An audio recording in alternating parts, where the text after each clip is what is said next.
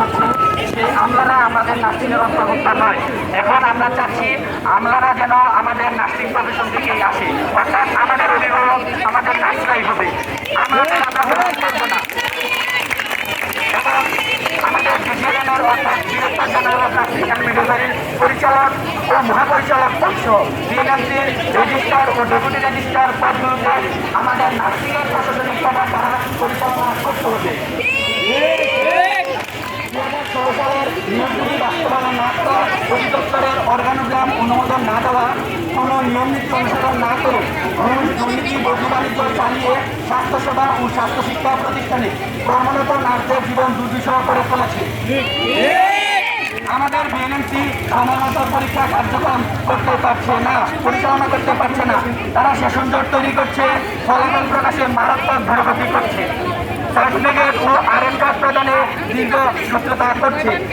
এতে বাংলাদেশ ও আন্তর্জাতিক পর্যায়ে চাকরিতে যোগদানের ক্ষেত্রে আমরা হয়রানির শিকার হচ্ছি।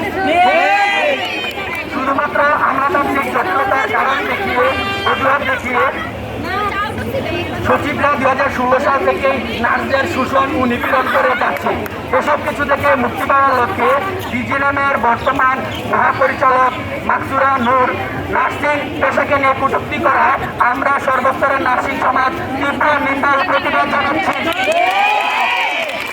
অবিলম্বে এই কটূক্তিকারী মাকসুরা নূরের পদত্যাগের দাবি করছি।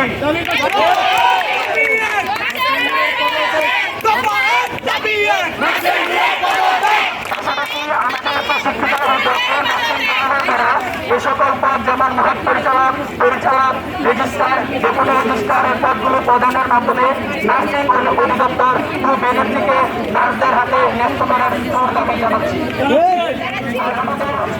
একটা বাবা বর্তমান ডিজিএনএমের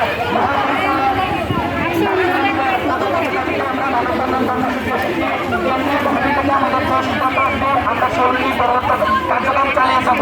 আমাদের এই দাবি আদায় না হওয়া পর্যন্ত মানববন্ধন কর্মসূচি এবং পরবর্তী কর্মসূচি অব্যাহত থাকবে।